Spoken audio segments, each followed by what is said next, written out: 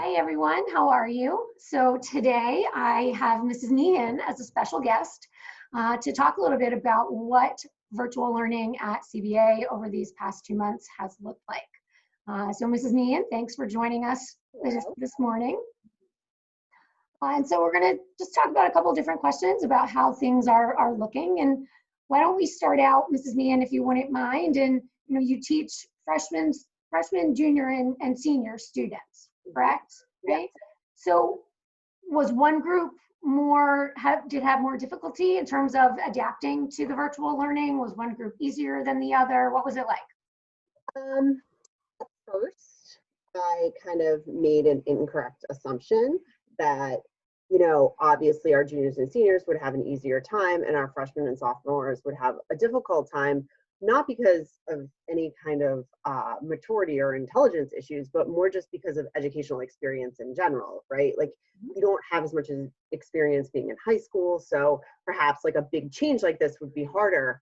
And to a certain extent that played out, but I don't think it played out because of the students. I think it played out because of the way freshman classes tend to be structured versus junior and senior classes. So freshman classes tend to have more daily, smaller assignments, like more little assessments, more like shorter assignments that maybe are worth fewer points. Whereas juniors and seniors tend to have more bigger assignments less often, more like project-based learning. And so I think that it was the style of instruction that like facilitated the juniors and seniors to have like an easier time, not kind of personality of student.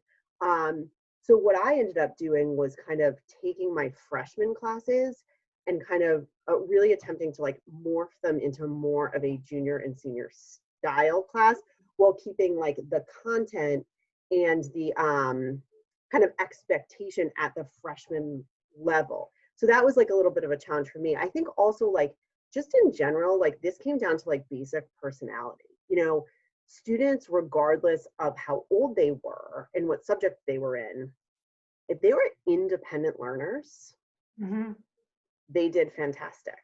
So, I mean, I had freshmen really rise to the occasion here, and do incredibly well. One student in particular in my English class, he was in some ways better in this environment, you know what I mean? Because he could run everything himself and took a lot of personal control over it. So I think that across the board, there were kids that did great and there were kids that struggled. But I do think that just because of the nature of the class, the juniors and seniors had a little bit of an easier time adjusting. Okay, great. And what about you as a teacher in terms of needing to pivot your delivery method, mainly being from in-person to this virtual screen and method? How has that impacted you as a teacher? Things that have ended up being in a more positive light, some more of the challenges that you maybe faced? Yeah, I was nervous, and I'm comfortable with like the technology. And the first like week, this was like incredibly stressful, largely because teachers can do anything, administrations can do anything, but having to do it in 24 hours, which is really what schools were faced with across the country, is like this closure with like very, very little notice. That was the challenging part. So, as a teacher, we all are used to crazy situations, but we've never really seen anything like this where we've had to take, everything that we're doing in this world and move it to this world in a very, very, very quick time frame. And one of the things that CBA did very well was kind of start one way and say, okay, we have to expand this. And then a few weeks later, we kind of like morphed into kind of a different way and more structured way of doing things, which I think was, wise. Personally, the hardest thing was to understand what worked for the students and what didn't work on their end. It's easy as a teacher to say, this works for me, but it's really hard to imagine yourself as a high school student under these circumstances and understanding like what would work for them. And there's a great brother educator, Brother Mike Andraco, who always used to say to me, every time I got stressed about teaching, he'd just say, Vicki, it's about the kids. It's about the kids. So after the first like week of this, I really pivoted towards the kids, and I was like, listen, what's working and what's not working, you need to tell me so we can like make these adjustments. And what the kids really, really liked, and what was more harder for me, was that when we were in a Zoom or virtual classroom, lecture, an old-fashioned lecture style didn't really work for me in that way. That really needed to be more of like a discussion of something we were talking about, like a discussion of a topic. In history, it worked out better that way. And then the students wanted me more to record my lectures and like fix them forever. Okay, so they could go back and forth and see things. So that was one of the things that's harder for me as like a lecture-based teacher, to have to pivot from being used to lecturing in front of a class all the time to move to like more of a discussion-oriented class and to lecture on video. That's what the kids wanted, and that's what the kids needed in that moment. So that's really important, an important point, I think, to say, to point out, you can have all the plans in the world of how you as the teacher think it should go, but it really does have to come down to, is this effective for the students? Right. We watch a lot of late night clips in this house, and it's funny to watch the late night hosts talk about what it's been like to do their show without an audience. Right. Because you're so used to feeding off of having those people in front of you. And in a way, the same thing could be said about being in a classroom and doing your lecture. You're used to. I don't have my like history jokes, like to an audience, right. And that's hard, Right. So you do have to like make that adjustment. Yeah, certainly. What are some things or lessons that you've learned maybe over these past couple of months that, as we resume school in September, that maybe you see yourself weaving into our more traditional style of school and teaching? What might you take with you from this virtual time? There's two things, I think. On a technical aspect, one of the things that has worked out tremendously well for me, particularly with my English students, but I could also see it applying to history, is one-on-one video conferencing about papers. So this has worked out incredibly well. Students that have, for example, like very busy schedules, or teachers that have very busy schedules, this like format worked so well for teaching kids writing. So what would happen is if students had a paper due, I would have students set up meetings with me. We would literally share a screen, call up their paper, talk about it, and it's so quick. It only takes maybe 10 or 15 minutes to answer all necessary questions, and the paper's about it.